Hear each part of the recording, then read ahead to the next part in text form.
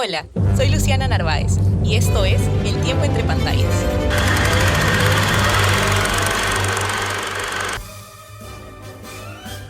Bienvenidos a un nuevo episodio.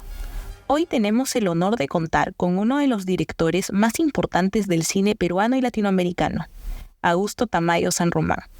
A lo largo de su destacada carrera, Augusto ha sido galardonado con premios como el Gran Paoa en el Festival de Viña del Mar, el Premio Especial del Jurado en el Festival de Cine de Cartagena, y su aclamada película El Bien Esquivo fue seleccionada para los premios Goya, Ariel y fue la representante del Perú a la categoría de Mejor Película Extranjera de los Oscar.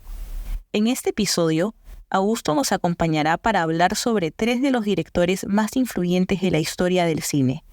Alfred Hitchcock, conocido como el maestro del suspenso, Hitchcock revolucionó el cine con su capacidad para crear tensión y mantener a las audiencias al borde de sus asientos. Películas como Psicosis y Vértigo no solo marcaron un antes y un después en el cine de suspenso, sino que redefinieron el lenguaje visual y la narrativa cinematográfica. John Ford, reconocido por sus épicos westerns, Ford es una figura clave en la creación de las grandes epopeyas cinematográficas de Estados Unidos.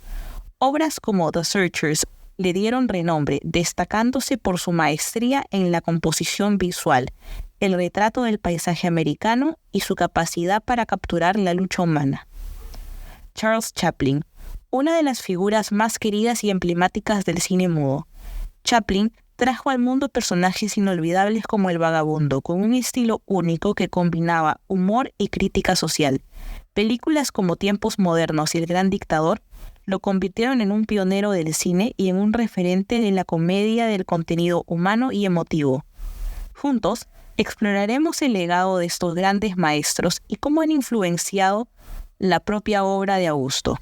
Prepárate para un episodio de cine clásico y grandes reflexiones. Bueno, Augusto, primero agradecerte por tomarte el tiempo de estar con nosotros y qué mejor forma de empezar la segunda temporada de este programa que contigo para hablar de cine. Me ha encantado estar contigo. A mí me gusta empezar siempre preguntándole a las personas cuál fue la película que te hizo enamorarte del cine. Cuando cuento esto, que lo he contado algunas veces, menciono dos. Una que me hizo enamorar del cine de niño y que me hizo un aficionado al cine. Creo que la vi a los 5 o 6 años. Es una película de un director que admiro mucho que se llama David Lean, en inglés. Y tiene una película ambientada en la Segunda Guerra, con personajes ingleses, en un campo de concentración japonés, que se llama El Puente sobre el río Kwai. Uh-huh. La vi y me produjo un impacto que aún hoy recuerdo el impacto que me produjo. Es una película, digamos, heroica, pero con una mirada no ingenua, al contrario, muy compleja de la naturaleza humana, pero aún de niño, la heroicidad que vi en ella me impactó, y de ahí marcó un gusto por el cine épico. Me gusta un cine grande, un cine épico. A veces hay los aficionados a un cine más intimista, me gusta, pero me gusta más un cine. Y la segunda ya fue mayor y me hizo enamorarme de una manera distinta, ya más adulta, más consciente. Fue la que impulsó mi carrera, que fue El Ciudadano Kane. Cuando vi El Ciudadano Kane a los 18, 19 años, claro, destronó, no la destronó, ocupó un lugar distinto al Puente sobre el río Kwai, porque ya fue más consciente, me abrió la conciencia de que era un arte complejo, inmenso, poderoso. Serían esas dos las que podría yo definir como que me hicieron enamorar del cine.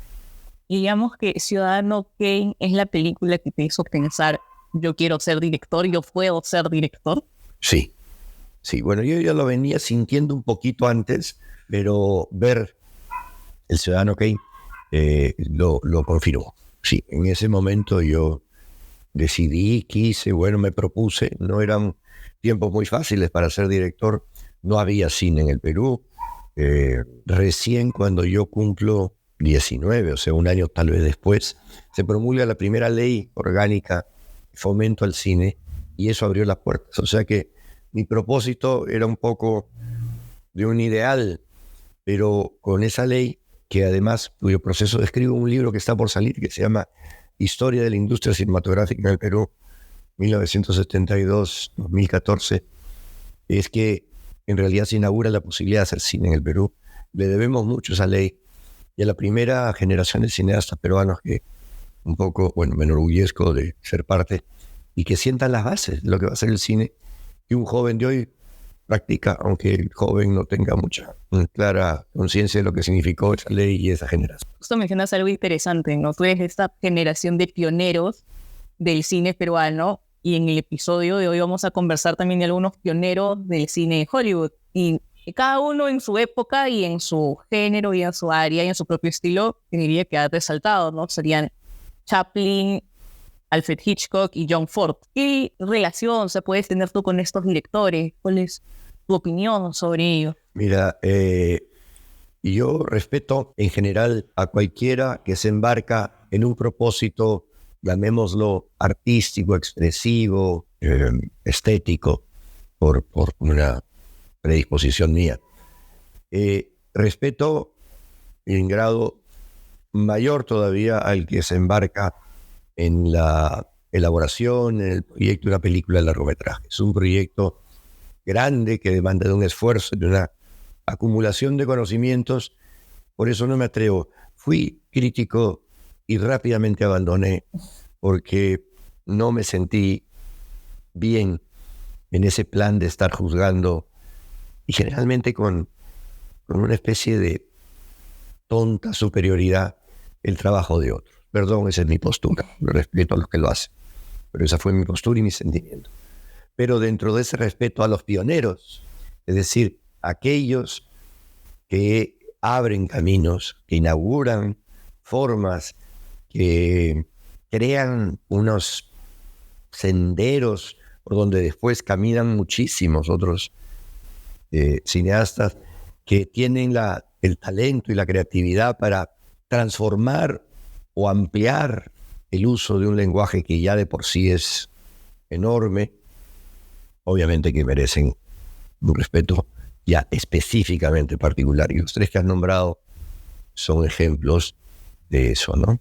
Entonces, con los tres he tenido un vínculo de espectador y admirador profundo, y he disfrutado. No sabría decirte, no, definitivamente no. No he visto toda la obra.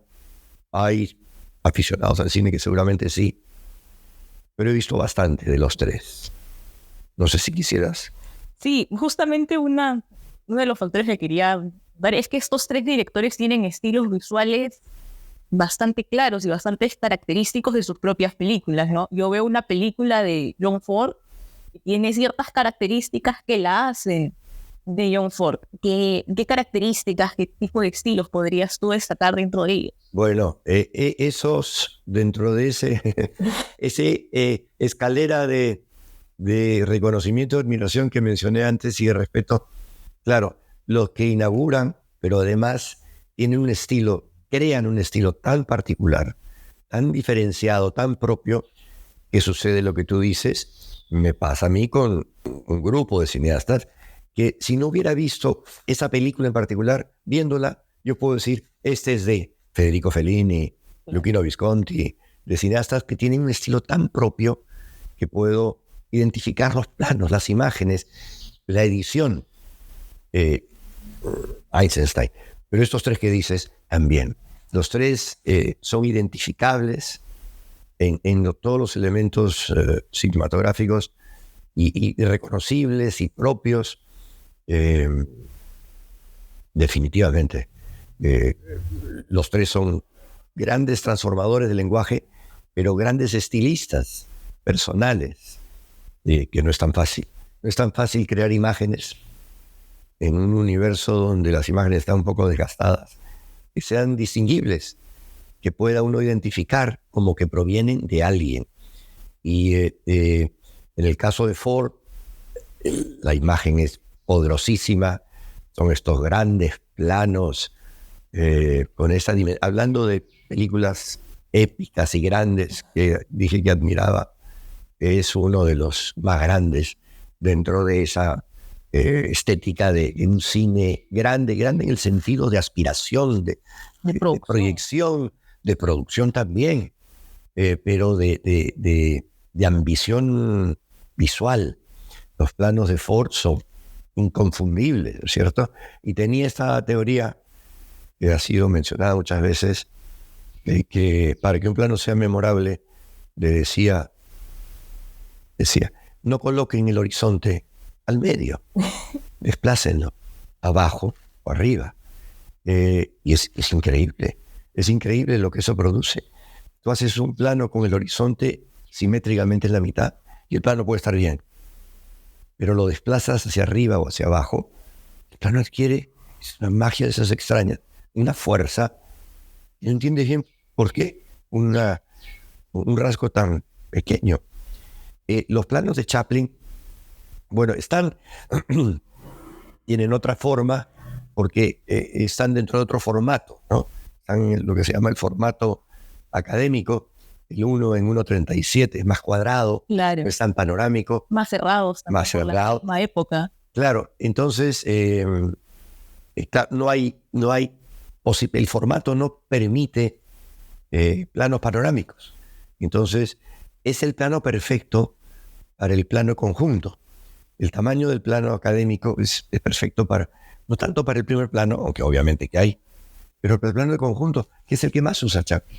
Es el plano donde él puede hacer todas sus piruetas y malabares y jugar alrededor de otros personajes, que es lo que él suele hacer. Es perfecto porque el plano de conjunto es aquel que contiene de cuerpo entero a un grupo de personas. Claro, y permite jugar mucho con la fisicalidad, ¿no? Que era lo que hacía Chaplin. Exactamente. Y los gestos, porque como era cine mudo, había que enfocarse mucho. Permite este formato centraliza, cuando se acerca al primer plano, centraliza muchísimo el rostro, ¿no? Porque no lo puede desplazar hacia un costado, está como en el medio, porque es como un cuadrado. El más panorámico, uno puede hacer un primer plano desplazando el rostro un poquito para los dos lados, pero este que es más cuadradón, centra, entonces concentra la atención en el gesto del personaje.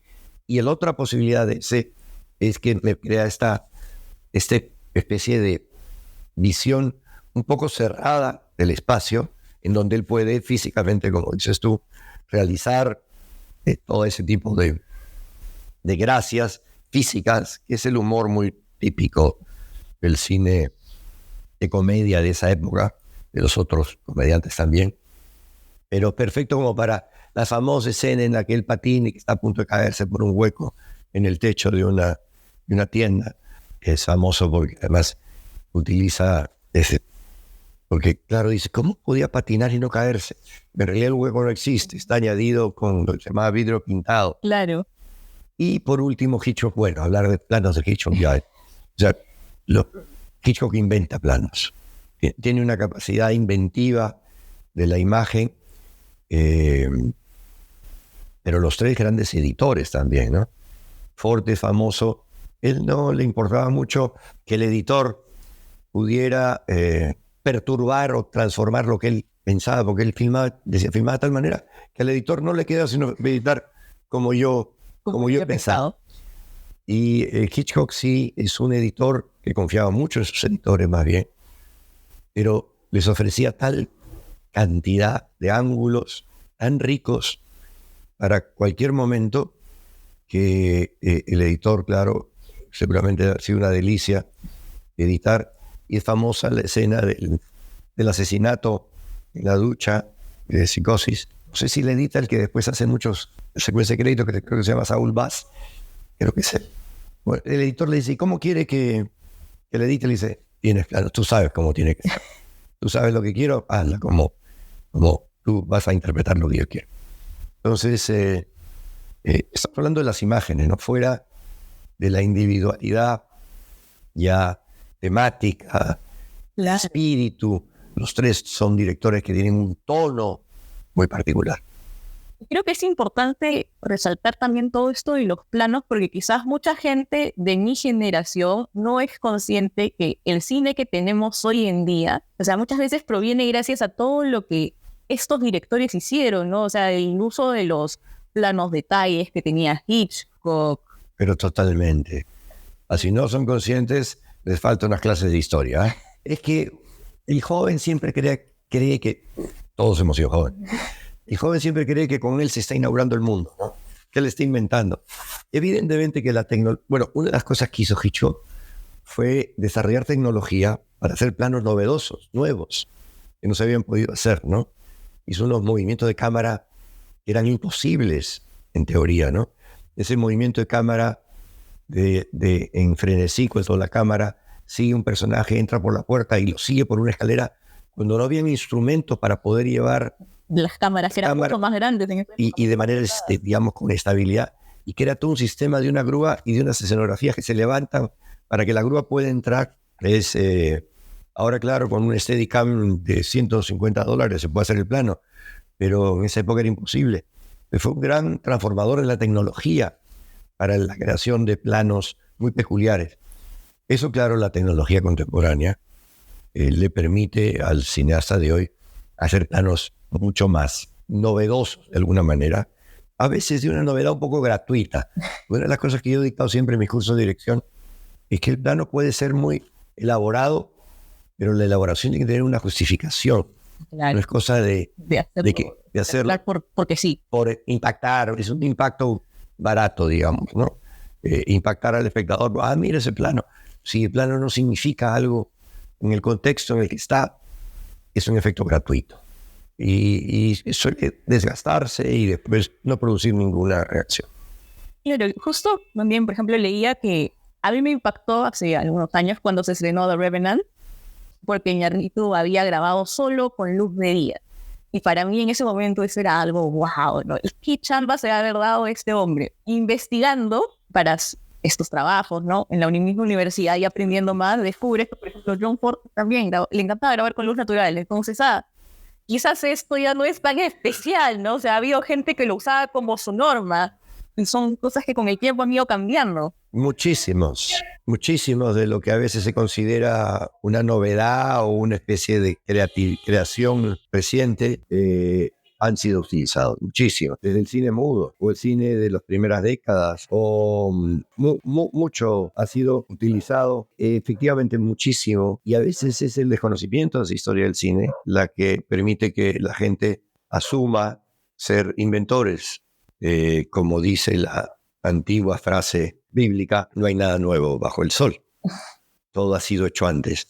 Evidentemente que el desarrollo de la civilización y la tecnología hace que algunas cosas tengan algún viso de novedad, pero tal vez en el fondo no son sino recreaciones de algo que ya existía antes, efectivamente. Y mencionaste tú algo que considero importante sobre estos directores también, y es que es las temáticas que trata cada uno de ellos, que suelen ser temas recurrentes en todas sus películas, ¿no? En el caso de Chaplin, esa diferencia entre las clases sociales, digamos, hasta incluso lucha contra el sistema. Quizás en Hitchcock es este sentimiento de la culpa, el suspenso psicológico, la búsqueda de cierta identidad. Y en Ford ya es un poco más clásico, no más conservador, quizás es honor, familia, amistad. Y definitivamente el viejo oeste, ¿no? ¿Cuáles consideras tú que son tus temáticas? ¿Cuáles son las temáticas de Augusto Tamayo? Las mías. Si tú ves acá al costado tenemos afiches de varias de mis películas y una temática de fondo en todo lo que hago, porque hago otras cosas.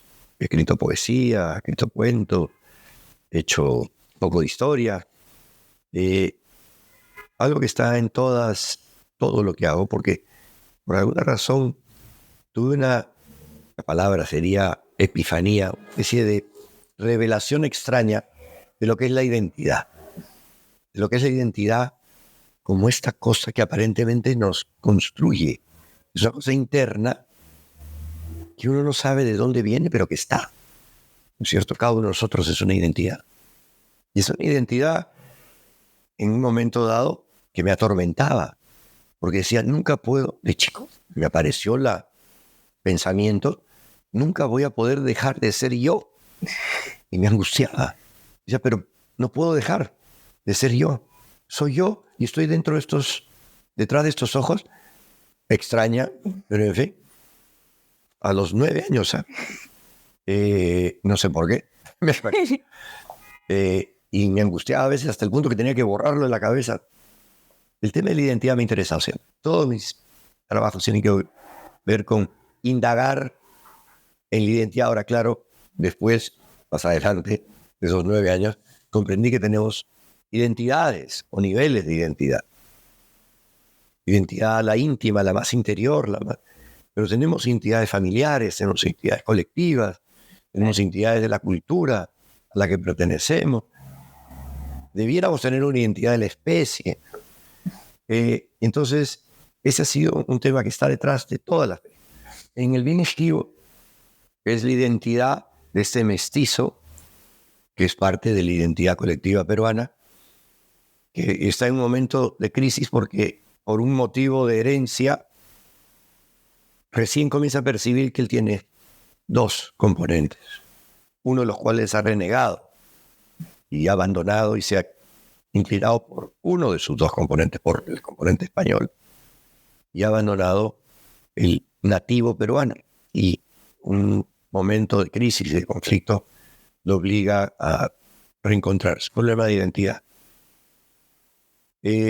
En Rosa es esta idea de que la identidad, tu ser íntimo, puede fundirse con otra cosa más grande. Yo no soy creyente, pero sí respeto cualquier creencia. Entonces la idea del misticismo, todos son personajes peruanos, dicho sea de paso, Claro. por lo tanto está la identidad de lo peruano. Pero son personajes en los cuales la identidad se proyecta sobre algo y busca expresarse.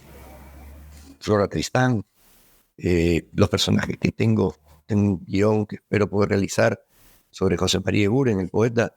Entonces, esa es una temática de fondo. Y la segunda es esta identidad lanzándose a una conquista de un proyecto, de un propósito, de un objetivo, de algo que lo trasciende, que está más allá de su propia, no diré pequeñez, de su propia individualidad y materialidad. Que son todos personajes que aspiran a logros ambiciosos, pero no de dinero o de fama, proyectos personales pero grandes. ¿Qué más proyecto que querer hablar con Dios, que querer transformar la situación de la mujer, que querer comunicar al Perú, que es el proyecto del ingeniero en Una sombra al frente? Son proyectos desmesurados, aparentemente más grandes de lo que pensarían que podrían alcanzar, pero se entregan a ellos. Y lo que me interesa es que ni siquiera importa si lo logran. O sea, el fracaso es parte de la experiencia humana. Entonces, lo que importa es el proyecto, es el lanzarse a algo. Y si me permites, sin ninguna pretensión, eso es lo que yo he querido hacer al ser cineasta.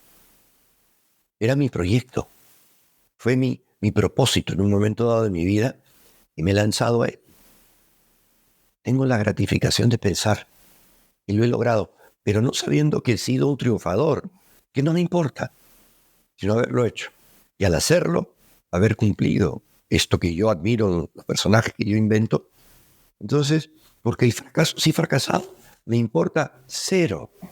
Y si alguien me dice, pero esta película eso, me importa -0, porque lo que me importó siempre, por enseñanza paterna, tuve un maestro maravilloso, mi padre, fue esta idea de la vida es una aventura dentro de la cual uno se construye un propósito y lo persigue, sea cual sea. Entonces, eso que yo he hecho en mi vida es lo que traslado a mis proyectos. ¿Lo entiende un público? ¿No lo entiende un público? ¿Lo valora un público? ¿No lo valora? Me es absolutamente indiferente. Entonces, en ese, y termino, mi temática se identifica con el proyecto personal de alguna manera. Y creo que al final, al fin y al cabo, no es lo que todos buscamos, ¿no? Todo ser humano, o, como dices tú, debe buscar su propósito, ¿no? Es ese algo que te apasiona de tal manera que no puedes estar sin perseguirlo. todos mis personajes tienen esto que acaba de decir, lo ha sintetizado más corto que yo. Todos mis personajes y yo me embarco en ese concepto. Y Rosa está moribunda y una señora que es su madrina le dice, ella dice, ¿habré tenido sentido mi vida? Se pregunta, dice, pero si eres un ejemplo de santidad. Y ella dice, por mi propósito. Porque su propósito era hablar con Dios. Entonces, ella le dice, pero eres un ejemplo por mi propósito. Has vivido una vida por mi propósito. Repite 6 veces, por mi propósito. Esos 6 veces que repite por mi propósito no son casualidad, ¿no? Están puestos ahí porque es la convicción que anima al personaje, pero me anima a mí. Y que nos debería mover a todos, ¿no? Ahora, un poco más allá de las temáticas que suelen ser recurrentes en directores, como hemos mencionado, un factor curioso que encontré es estas relaciones de actor-director. No, vemos a Hitchcock, por ejemplo, y piensas en James Stewart, Cary Grant, Claro. John Ford, y el hijo ese automáticamente John Wayne. Son 50 películas, no sé cuántas, no las he contado, pero no sé cuántas con John Wick. En la actualidad seguimos viendo eso hoy en día, ¿no? Yo pienso en directores modernos, pienso en Tim Burton y pienso automáticamente en Johnny Depp y Helena Bonham Carter como Scorsese con De Niro y ahora DiCaprio, ¿no? Como director, ¿qué opinas tú de estas relaciones en general? Bueno, no sé si tengo una opinión. Es natural. O sea, una película es un proyecto muy personal. Es absolutamente personal. Por lo tanto, uno trata, bueno, en primer lugar, de que el equipo con el que uno trabaja sea agradable. Descubrí tempranísimo que tenía que huir espantado de cualquier rodaje donde hubiera alguna persona con la cual yo no me llevaba. Por mi culpa o por la de él o de ella, o que fuera conflictivo. Entonces, conformé durante toda mi vida equipos de muy buena vibra. Y claro, eso implica a los actores. Tienen que ser actores con los que te entiendes, con los que hay respeto mutuo, que no siempre es el caso. Yo felizmente he tenido muy buena relación con los actores. Con la gente del medio, no es que he tenido mala, pero es más complicado. Los técnicos y los demás cineastas. Y el medio en general del cine. Pero con la mayoría de los actores peruanos he podido establecer una gran amistad y una relación de mucho respeto. Por eso trabajo con extraordinarios actores. Me honro.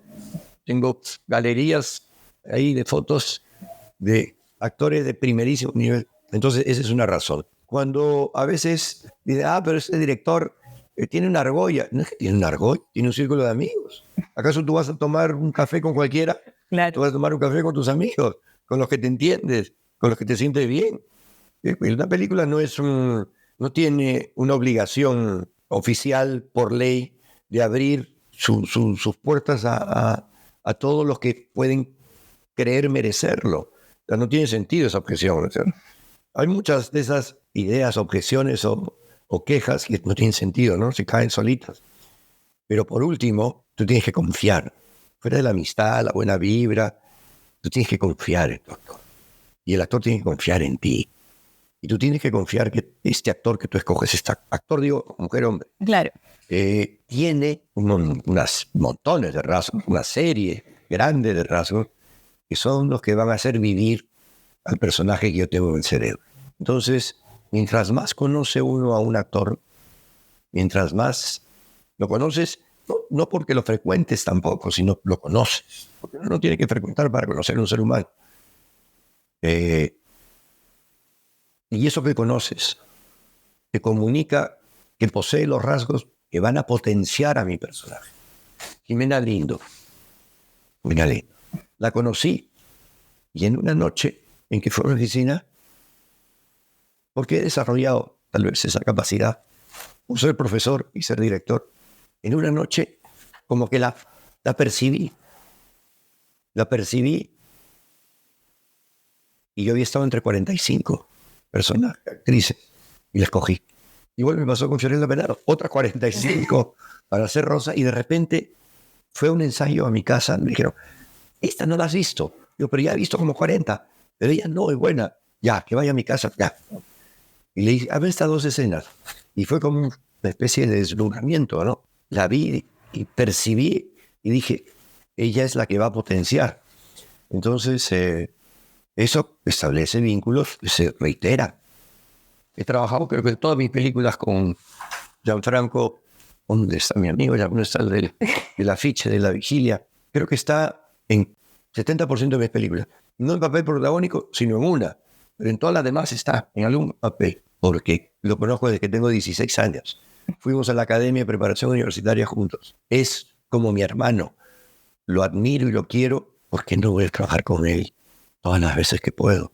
O con Diego, que es un extraordinario actor que yo percibí, y esto no es tan agradable, que tenía un mundo interior riquísimo, pero conflictuado. Pero eso le da una gran riqueza. Entonces, repetí muchas veces. No sé si es una opinión o simplemente es la razón por la cual yo lo hago. Igual, bastante interesante, ¿no? Verlo desde la perspectiva de un director, porque muchas veces, como tú dices, como audiencia podemos juzgar sin quizás conocer. ¿Sabes qué se dice a veces? Relación, es ¿no? tu actor fetiche. Eso es una tontera. O sea, es como si uno escogiera un actor porque es un fetiche, porque, no sé, es como una especie de amuleto. No, pues, o porque es tu amigo. He dicho que ser amigo es importante, pero no es la única razón. No. Entonces, cuando a veces decir, sí, o porque tiene valor comercial. Yo sé que ahora escoger un actor o actriz, ¿cuántos seguidores tiene? No lo haría nunca. A menos que quieras hacer una película específicamente comercial, que no es mi proyecto personal en general, ¿no? Entonces, hay razones de mucho más peso y que no son tan frívolas como las que a veces se enuncian. Ahora, un tema en común que podría destacar de estos 3 pioneros de los que hemos conversado hoy de ti, desde la perspectiva de la audiencia, es que tú... No me junte con eso. Bueno, júntame, pero por Dios te lo agradezco. No sé. Es que tienen esta extraordinaria capacidad de crear ambientes y contextos que te sumergen en la historia. Ah, bueno, si es así, me siento halagadísimo, pero continúa. No, yo sé que tú has estudiado arquitectura, entonces asumo que más allá de como director, como arquitecto, también debes tener una visión tanto de los ambientes que crean ellos como de los ambientes que creas tú. Totalmente. O sea, y sé que hay directores que no les interesa, porque me lo han dicho. El arte no, ahí tiene que estar. Me parece una locura sostener eso. O sea, desde que yo vi cine, El puente sobre el río Kwai, o toda la inmensidad de películas que he visto a lo largo de mi vida, yo percibí, y los directores que valen la pena, porque por eso valen la pena, pues esos son los monstruos que son, se dan cuenta de la importancia de la imagen. Y la imagen está hecha no solo de la imagen en términos de lo que se ve, sino de lo que comunica, lo que se llama la atmósfera, el ambiente, el sentimiento de los objetos, de los espacios. O sea, si uno no percibe que los espacios comunican un sentimiento, que los espacios comunican una idea, que los espacios se convierten en símbolos, que los espacios y los objetos dentro de los espacios tienen un poderosísimo efecto de crear significado, de comunicar cosas, de crear sensaciones, de suscitar asociaciones, de estimular los sentidos. Si un director no se da cuenta de eso, no será un director, con todo respeto, que yo admire, lo siento. O sea, yo sí percibí, y por eso te hablo de películas grandes. En la película grande es imposible crear un universo que funcione si no has trabajado el espacio y el contexto y el ambiente y la realidad del mundo donde está insertando. Una película intimista creo que es igualmente importante, pero en una dimensión más pequeña, como lo íntimo, ¿no? Más cerrada. Pero por eso será, ya es por un tema de gusto, que a mí me gustan ciertas películas y hago ciertas películas. Es las que he dicho, grandes, no en el sentido de que sientan que son importantes, no grandes en el universo que construyen, en el espectro narrativo que intentan abarcar. Yo no digo que estén bien o mal, ya te digo que no me importa. En el mío Esquivo la volví a ver el otro día. Hay 4 hilos narrativos que yo dije, no pueden funcionar, y la he vuelto a ver. Ya están entrecruzándose 4 historias Alguien me dijo, demasiadas. Bueno, es como cuando a Mozart, el emperador, le dice, demasiadas notas. en, ¿cómo se llama? En Amadeus. Entonces, y yo le dedico, ya por un placer personal, un enorme esfuerzo a la atmósfera, ya sea contemporánea, porque en La Vigilia, que la uso mucho para mis cursos de dirección de arte, todo está. Yo le muestro a mis alumnos que cada cenicero que hay en la sala hay una razón, que cada calle, edificio o espacio por donde los personajes atraviesan está pensado por una razón. Trato de demostrarle que no estoy inventando. Pero si eso además hay que recrear un mundo que ya desapareció, es un reto que es un caramelo que no me puedo resistir. Entonces le dedico enorme esfuerzo, pero extraigo enorme gratificación de hacerlo. Y pienso, por ejemplo, en esta película que es relativamente reciente, ¿no? Once Upon a Time in Hollywood.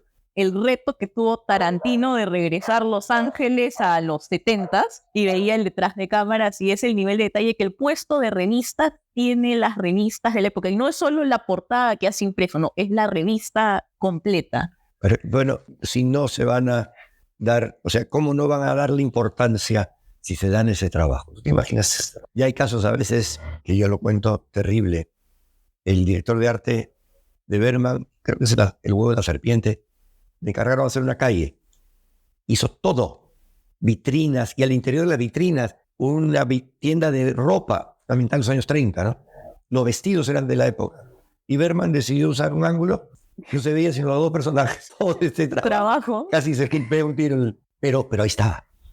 Ahí está. Ese era el esfuerzo. Esa es la responsabilidad del director de arte. No hay gran director que no le conceda. Dijiste Tim Burton para hablar de Scorsese para hablar de imaginas si las películas de Scorsese no tuvieran el ambiente, el sabor, el carácter, el poder comunicativo, sensorial, emocional, intelectual de un contexto. O sea, no son películas. Ciudadano Kane, Ford, todos los grandes directores. He estado viendo últimamente Muerte en Venecia o Chinatown, ¿no? Estas grandes películas saben, estos grandes directores del poder. Polanski es uno del contexto. Y estos tres, claro, que hemos usado para hablar de esta enorme cantidad de directores enormes, pero estos tres como muy ejemplares. Sí, lo tienen clarísimo. Ahora, sé que en esta última película que has hecho, de La herencia de Flora, tú has tenido el reto de tener que recrear Francia. En Lima. En Lima. Sí. Cuéntame un poco de cómo haces eso, porque yo me imagino, bueno, quizás en el ambiente de Hollywood recrear estos espacios es un poco más simple. Bueno, es que en Hollywood las construiría. Yo no tenía la posibilidad. Entonces he tenido que encontrar locaciones. No, Buenos Aires, por ejemplo, es maravilloso. Lindo. Porque París. Entonces, yo un día estaba caminando por Buenos Aires y de repente dije, ¿qué pasó? Todos los letreros se me habían puesto francés, toda la arquitectura, pero los letreros estaban en francés. Dije, se volvieron locos. Era que estaban filmando un comercial o una película, y entonces habían cambiado los letreros. Para ambientar la arquitectura era París. La tenían facilita. En Lima hay espacios franceses, pero no de mil. Hay, no sé, franceses si la película hubiera estado aumentada un poco después, porque hay arquitectura francesa. Entonces tuve que buscar un poco los ambientes que por pedacitos pudieran recrear París y Burdeos, porque están las dos. Interiores, edificios, escaleras, salas, fachadas y calles que pudieran pasar por... y bueno, Arequipa, sí pudimos ir a Arequipa. Entonces sí, hay un trabajo muy esforzado por recrear lo más fidedignamente posible a mi alcance. Si yo tuviera 100 millones, ya creo que la haría todavía, saldría un poquitito mejor. Ahora, una cosa curiosa de estas últimas películas que has hecho es que tienen estas protagonistas femeninas. Y faltan 3. ¡Ah, excelente! Bueno, no sé si las puedo hacer. Son 3 proyectos. Esperemos que sí. Esperemos. Y es curioso, regresando un poco a los directores, los que hemos hablado también, cómo se han ido tratando los roles femeninos a lo largo del tiempo. Chaplin solía poner a sus personajes femeninos en una especie de forma más conservadora, ¿no? Es esta imagen de inocencia, pureza. A veces lo que hay que tener claro es que cada momento histórico tiene un contexto cultural. Uno no puede juzgar retrospectivamente Yo no suelo poner adjetivos cuando hablo de una referencia histórica. Siempre digo, acabo de repetir en una cosita que publiqué, los momentos son determinantes en el pensamiento de sus habitantes. Uno no puede juzgar retrospectivamente con tus valores de hoy algo que sucedió en otro tiempo. el pensamiento era distinto, nadie era malo por hacerlo. No, y justamente iba por ese lado, ¿no? Hace poco estuve en este lanzamiento del libro de El cine de John Ford y uno de los ensayos que hay en el libro, de cierta forma, ¿no? Critica quizás un poco en la visión de hoy cómo John Ford representa a las mujeres. Y yo no entiendo que eso. no tiene sentido, ¿no? Lo mismo en un otro episodio conversábamos de... No puede acusar a un hombre, o sea, no diría, hoy día yo no lo voy a hacer, pero no puedes acusar a un hombre de 1870 de que era machista, porque machista implica un juicio.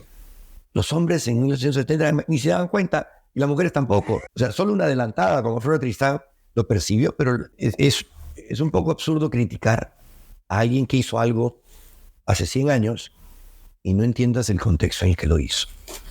Exactamente, ¿no? Y si lo vemos en otros aspectos también, ¿no? En otro episodio conversamos de The Death Singer y el hecho de que Al Johnson hace blackface. Hoy en día estaría canceladísimo el hombre, ¿no? Pero era algo normal y común para la época en la que salió la película, ¿no?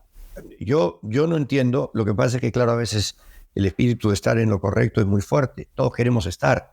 Todos queremos sentirnos moralmente impecables. Yo trato de tener una actitud moral de acuerdo a mi propio concepto. Cuando dicen que Francisco Pizarro era malo, parece un absurdo. Era un hombre del Renacimiento. ¿Qué querían que fuera? Mahatma Gandhi. O sea, es ilógico. Lo que uno puede decir es, hoy yo no voy a ser así. Y el que quiera ser así será pues cancelado. Pero no sé si eso tiene... Bueno, a veces te arruinan una vida, ¿no? Pero bueno, ya te cancelarán. Pero uno no puede hacer eso hacia atrás, no tiene lógica. Entonces, cuando se trata de reescribir la moral, está bien, uno puede decir, mira esta película cómo trata, y eso no debe hacerse hoy en día. No. Todo de acuerdo. Pero uno puede decir, mira pero qué mal ser humano, ¿por qué lo hizo? Ridículo. Sin sentido. No tiene sentido. Es tan lógico que no entiendo cómo la gente puede caer en esos juicios. En fin, bueno. Y bueno, justamente una tendencia que vemos en el cine actual quizás es estas protagonistas también femeninas, ¿no? Y este nuevo ángulo que se les está dando. Ayer justo veía que en el Festival de Cine de Venecia, Pablo Larraín ha estrenado María con Angelina Jolie, que va a ser la tercera biopic, entre comillas, de una de estas mujeres importantes en la historia. Entonces vemos cierta tendencia en el mundo del cine. ¿Te puedo hacer una aclaración? Sí. Yo no me he subido al carro de una moda. El proyecto Rosa tiene 40 años. Comencé a escribir guión en el año 78. Comencé a coescribir con mi amigo Juan Bulita, que era el crítico de cine que más respeto peruano. Él tiene 40 años. Ahora, el proyecto de la Perricholi, que he presentado a Dafo, no sé si tiene 40, pero tiene 20. Y mi interés por Francisca Pizarro, que todos están de moda ahora. Lo malo es que todos se han puesto de moda. Yo tengo un interés por la historia enorme. Mi interés por Francisca Pizarro es antiquísimo y se concreta en un libro de una historiadora que se llama María Rosorowski. Ya tiene no sé cuántos años. Solo para aclarar de que no me he subido a una moda, sino que son proyectos que yo tenía guardados y después de haber hecho 3 protagonistas hombres, decidí que iba ahora a ejecutar estos proyectos. Y justamente por ahí va mi pregunta, ¿no? Porque había escuchado que algunos de estos guiones tenían muchos años, ¿no? ¿Qué crees que cambió para que estos proyectos sean realizables ahora y por qué no eran realizables hace 40 años? Bueno, para mí no fueron realizables por razones prácticas y financiamiento, porque los proyectos se van dando, ¿no? Pero yo, como te digo, he tenido estos proyectos desde antes y yo hice una investigación que espero convertir en un libro, porque también eso está en moda, pero esto lo hicimos hace como 15 años, sobre la presencia de la mujer en el cine peruano. No se había estudiado mucho, ahora hay varios. Uno de los textos que más circula nos llamó a mí y a Natalie a decirnos que iba a tomar nuestra investigación. Está, o seguramente en algún lado de la biblioteca de la Universidad de Lima. Y entonces ahí cuantificábamos la cantidad de directoras. En el momento creo que la investigación es del 14 o del 15. En proporción era la misma que en el mundo, muy baja, 7%. De guionistas era la misma que en el mundo, 15%. Creo que ha cambiado un poquito, no mucho, lamentablemente. Y de protagonistas. Entonces cuantificamos la cantidad, porque yo tenía conciencia del tema. La cantidad de películas peruanas que tenía una protagonista mujer. Estoy hablando hasta del cine peruano del 70 al 2015. Al 2015 más o menos. Era bajísimo, bajísimo. No había. Comenzó a ver La prueba de Judith Vélez, Jimena Lindo. Estoy tratando de hablar de esta investigación. Realmente La teta asustada. Que es de por ahí, ¿no? Bueno, en 2000, inicios del 2000 me parece. ¿Ese inicio está en atrás? Sí. Creo que sí. Ya se me confunde. Bueno, esas dos, claro. Claudia Llosa es una cineasta de la mujer, efectivamente. Sí, deben estar entonces en investigación ellas dos. Se me confundió un poco las fechas de esa peli. No, son del 2000. ¿No más antiguo? No, son más totales. Sí, porque son posteriores a estas tres. Son de más o menos de los años, del 12. No sé si están mencionadas, pero en fin. El asunto es que ha sido un tema que siempre me interesa. No se había hecho un estudio sobre la presencia. Ahora sí hay un montón. Había una muestra en la Católica. Pero siempre me ha interesado el tema de la presencia de la mujer en el cine. Decidí estas 5 históricas, además son personajes históricos. Son estas 2 hechas, Francisca Pizarro, La Perricholi y Mariscala. 2 personajes que encajan con el tema del que hablamos al principio, ¿no? Individuos con una conciencia de su propia individualidad, colocados en un momento de conflicto, todas con aspiraciones muy grandes, todas con aspiraciones o propósitos que parecen desbordar su capacidad. Entonces, son personajes que por eso me han interesado. Y bueno, ya para ir concluyendo el episodio, te agradecería si me puedes ayudar dando ciertas conclusiones a lo que hemos conversado, ¿no? Un poco a la importancia de estos 3 pioneros en el mundo del cine.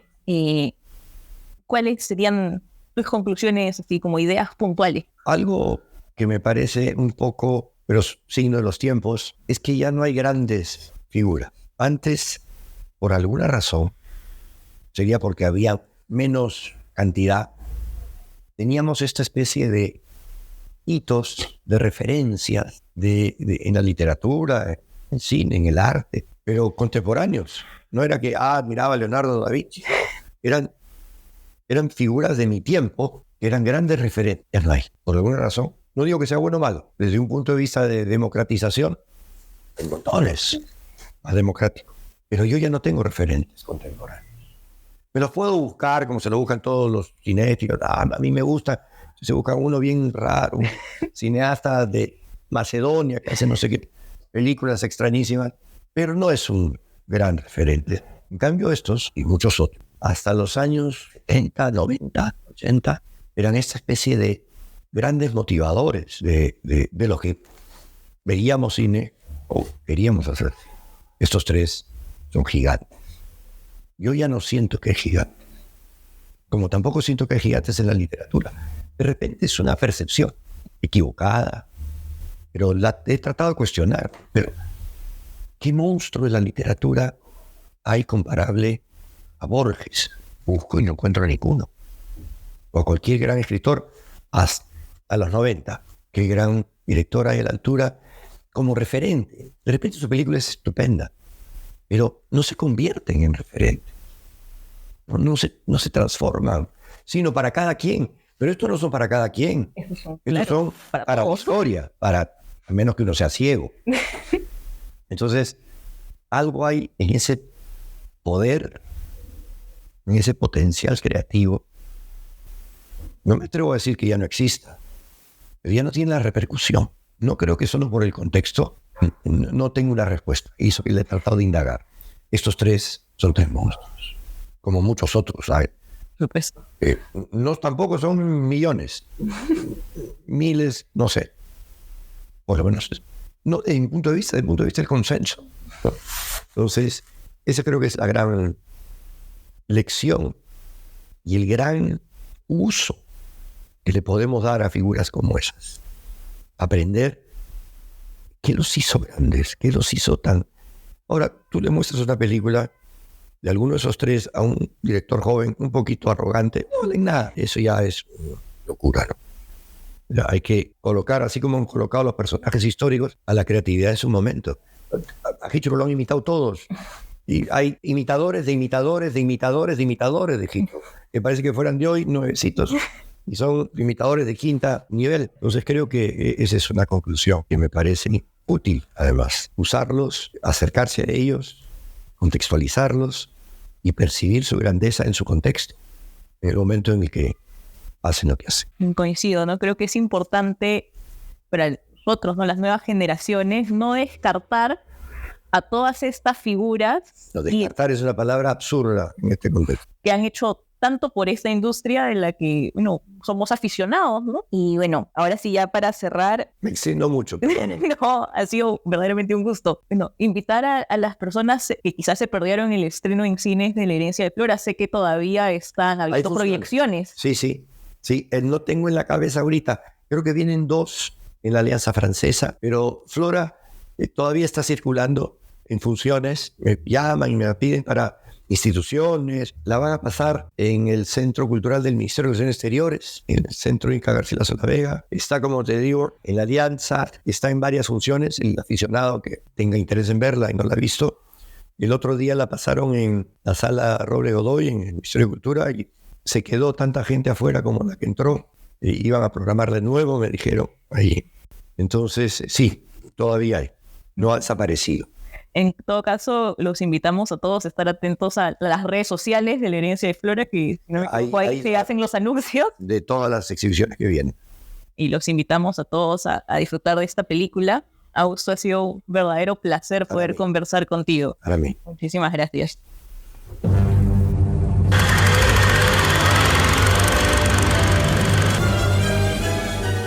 Acabas de escuchar El tiempo entre pantallas. Puedes encontrarnos en las plataformas de Spotify y Apple Podcast. Si quieres saber más de nosotros, puedes buscarnos en Instagram.